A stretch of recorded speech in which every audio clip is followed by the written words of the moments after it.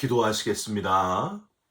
하나님 감사합니다. 또 새로운 하루를 허락해 주시고 숨을 쉬고 움직이게 하신 것을 감사드립니다.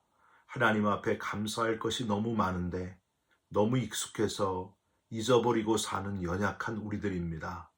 기억하게 하시고 감사가 회복되며 은혜와 감격으로 살아가는 순간순간이 되게 하여 주시옵소서. 답답하고 괴로운 마음 온전히 주님께 맡기고 기도하게 하시고 나보다 나를 더 잘 아시는 주님의 발자취를 따르게 하여 주시옵소서. 우리 기도에 응답하시는 예수 그리스도의 이름으로 기도 올리옵나이다. 아멘. 오늘 말씀은 누가복음 4장 1절부터 13절까지의 말씀입니다.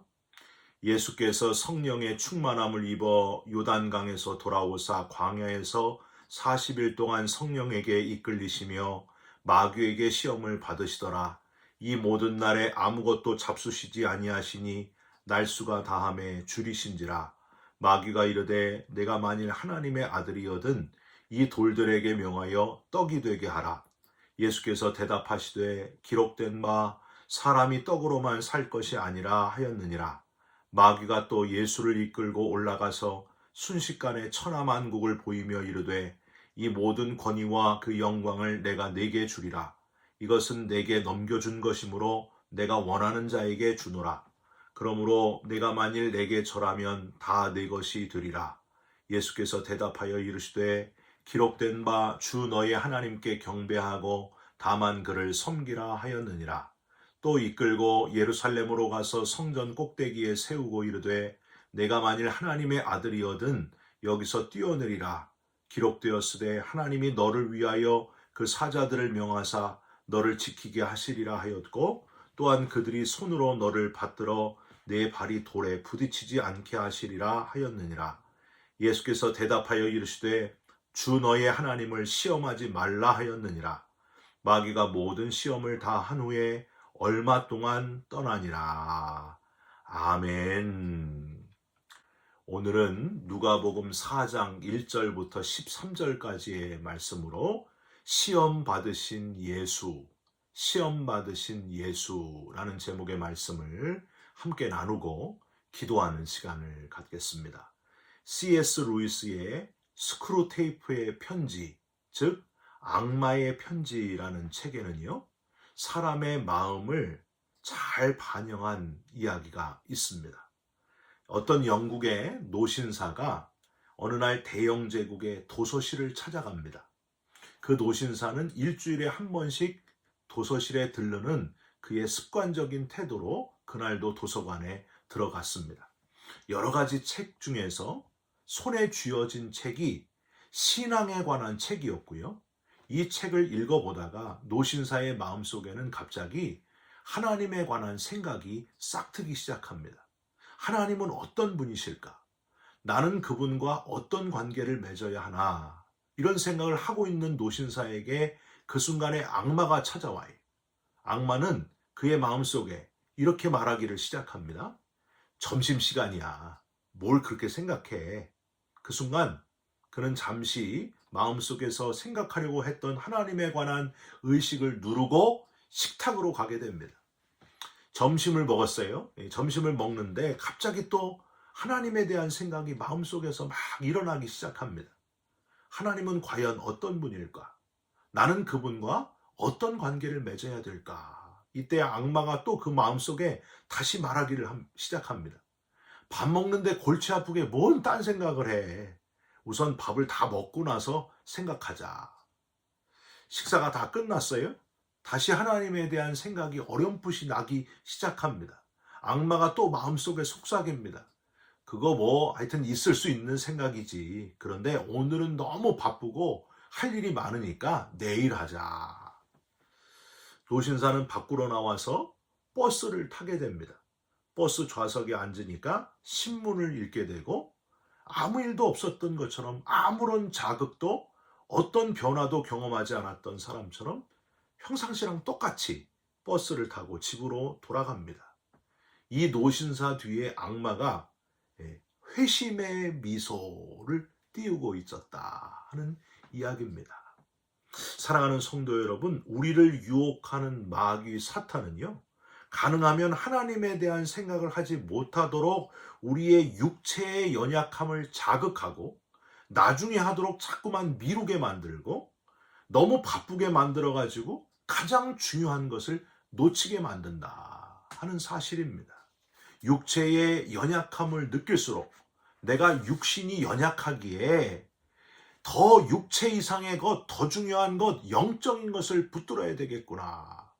미루지 말고 지금 하나님을 기쁘시게 하면서 살아야 되겠구나. 바쁘기에 더 주님을 의지해야 되겠구나 하고 깨닫고 실천하는 하나님의 지혜로운 자녀들로 살아가시기를 주님의 이름으로 부탁드립니다. 여러분, 오늘은요, 대강절 첫 주의 화요일입니다. 오늘도 우리 주님을 묵상하시고 하루 종일 주님을 깊이 생각하시면서 하루를 보내시면 얼마나 좋을까요?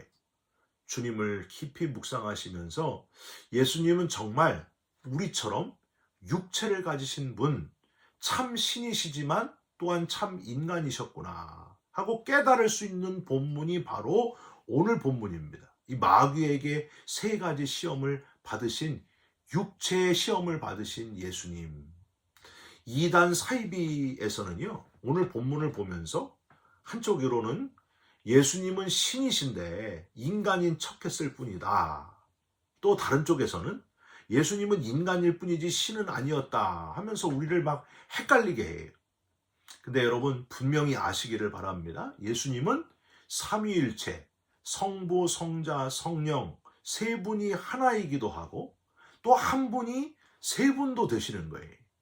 그것처럼 예수님은 참 신이시기도 하고 또한 참 인간이시다 하는 것을 기억하시고 여러 유혹들을 이겨내시고 하나님 앞에 바로 똑바로 알고 신앙생활 하시기를 주님의 이름으로 부탁드립니다. 오늘 본문은요, 우리가 아주 잘 아는 본문입니다. 예수님이 받으신 3가지 시험 이야기입니다. 여러분, 3가지 뭐예요? 오늘 본문 보시면 나오죠. 3절에 돌을 명하여 떡이 되게 하라.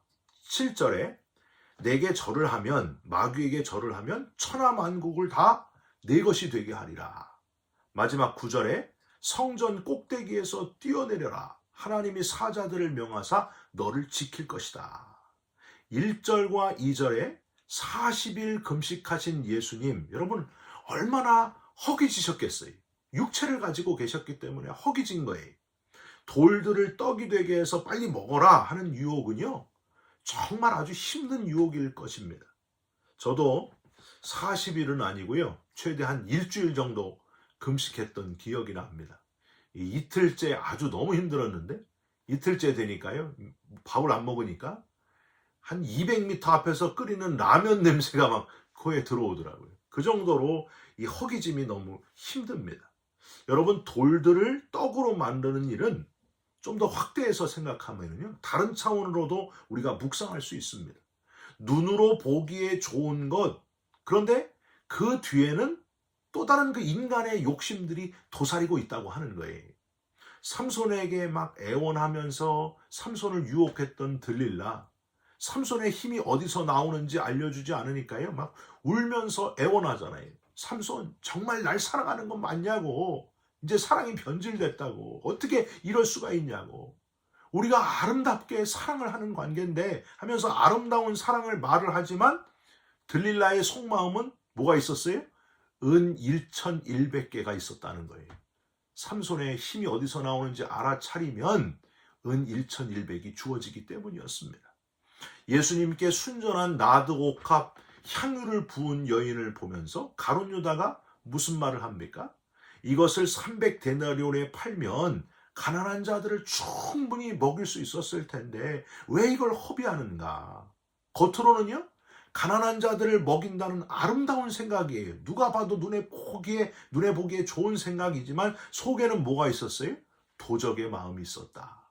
12제자 중에 재정을 담당하였기 때문에 딴 마음을 품고 있었다고 하는 사실입니다.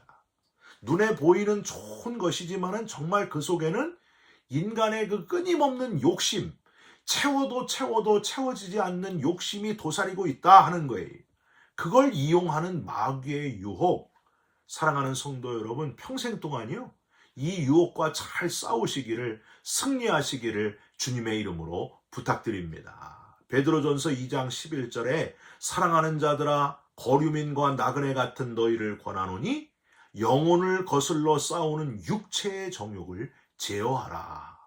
디모데후서 2장 22절, 또한 내가 청년의 정욕을 피하고 주를 깨끗한 마음으로 부르는 자들과 함께 의와 믿음과 사랑과 화평을 쫓으라 하셨습니다. 청년의 정욕을 피하라. 육체의 욕구대로 보기에 좋은 대로 하고자 하는 유혹을 과감히 뿌리치시고 이겨내시기를 주님의 이름으로 부탁드립니다. 두 번째 유혹은 마귀에게 절을 하면 천하만국을 다 내게 주리라 하는 유혹이었습니다.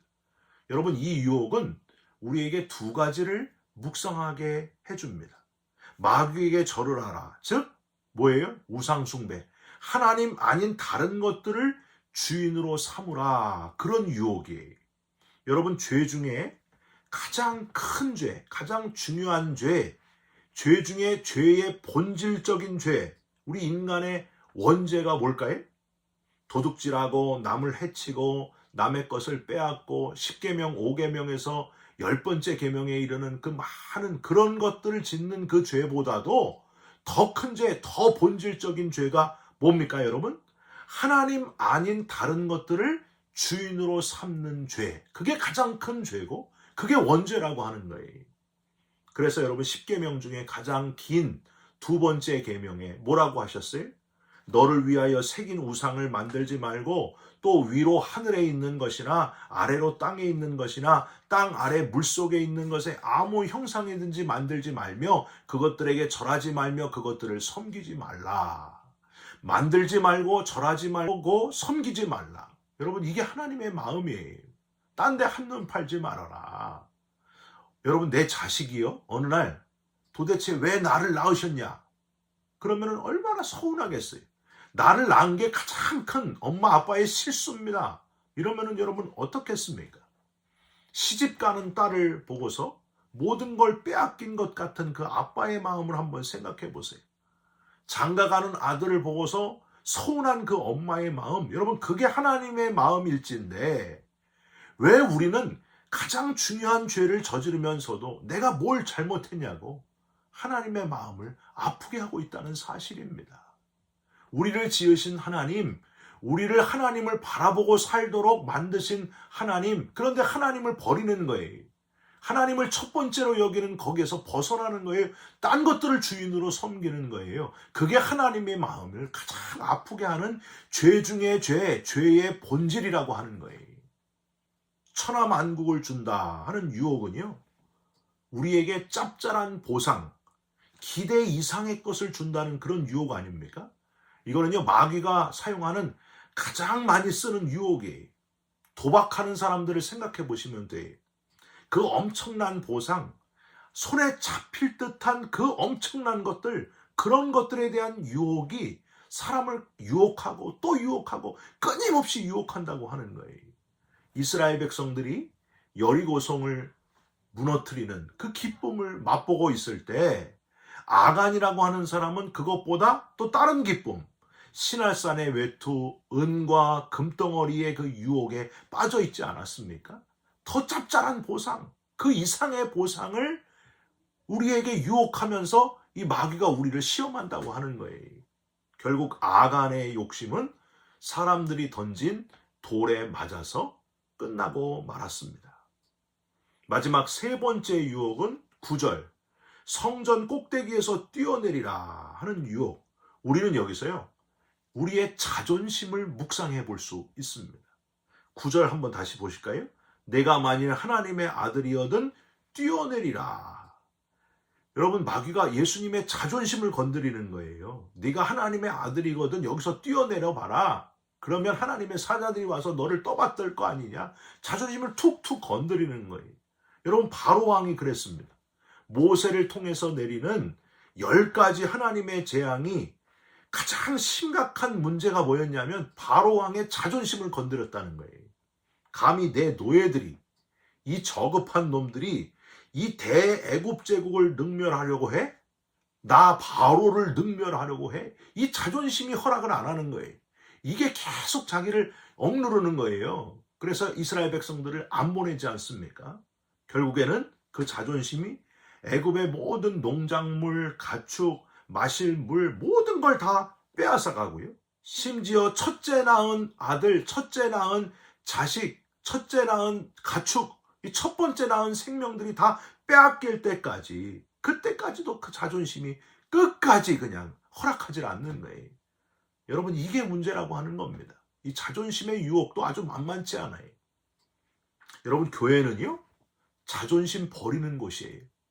신앙생활은 자존심을 버려야 제대로 할 수 있습니다. 내가 얼마나 많이 배웠는지, 내가 돈을 얼마나 많이 벌었는지, 내가 얼마나 대단한 사람이었는지 내세울 게 하나도 없어요. 신앙생활은요. 그 자존심 다 버려야 돼요.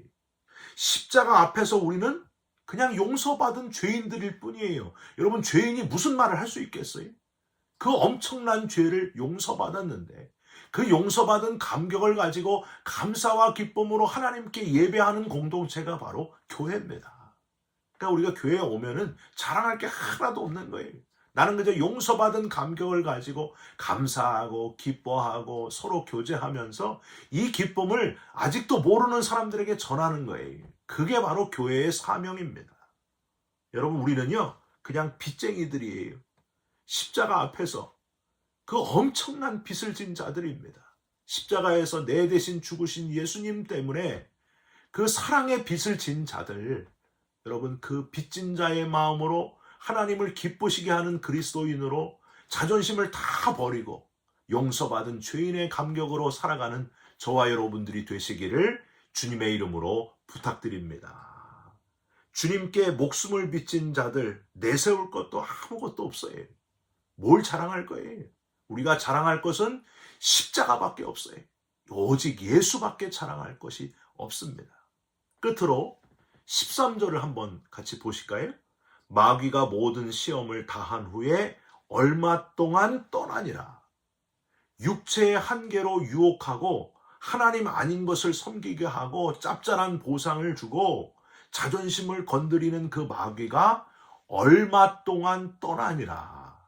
즉 잠시 동안만 떠나니라. 곧 다시 유혹이 계속된다는 거예요. 우리의 생명이 끝나는 그날까지 또 유혹하고 또 유혹하고 계속해서 우는 사자와 같이 우리를 삼키려고 애를 쓰는 그 마귀의 유혹. 여러분, 그 유혹과 잘 싸우시면서 최후 승리자이신 주님을 놓치지 말고 끝까지 영적인 싸움을 잘 싸우시기를 주님의 이름으로 축원드립니다. 승리하게 될 줄 믿습니다. 기도하겠습니다. 하나님, 우리가 잘 아는 마귀가 예수님을 3가지 시험했던 본문을 함께 묵상했습니다. 우리 육체를 잘 컨트롤한다고 하면서도 우리는 자주 유혹에 넘어갑니다. 보이는 것에 대한 유혹을 이겨내게 하여 주시옵소서. 육체의 약함을 인정하고 늘 깨어있는 자가 되게 하여 주옵소서. 짭짤한 보상 때문에 유혹에 흔들리지 않게 하여 주옵시고 자존심 세우면서 내세우면서 그런 자가 아니라 이제는 주님 앞에 용서받은 죄인으로 다 내려놓고 끝까지 흔들리지 않는 오직 예수만 자랑하면서 살아가는 용서받은 감격을 기뻐하면서 살아가는 우리 모두가 되게 하여 주시옵소서. 예수 그리스도의 이름으로 기도 올리옵나이다. 아멘. 하늘에 계신 우리 아버지여, 이름이 거룩히 여김을 받으시오며 나라가 임하옵시며 뜻이 하늘에서 이룬 것 같이 땅에서도 이루어지이다. 오늘 우리에게 일용할 양식을 주옵시고 우리가 우리에게 죄진 자를 사하여 준 것 같이 우리 죄를 사하여 주옵시고 우리를 시험에 들게 하지 마옵시고 다만 악에서 구하옵소서. 나라와 권세와 영광이 아버지께 영원히 있사옵나이다. 아멘. 사랑하는 성도 여러분, 끊임없이 계속되는 마귀의 유혹을 잘 이겨내시고 승리하는 저와 여러분들이 되시기를 바랍니다. 용서받은 감격 가지고 자존심 다 버리고 하나님 앞에서 감사와 기쁨으로 살아가시기를 주님의 이름으로 축원드립니다. 여러분 사랑합니다. 축복합니다. 감사합니다.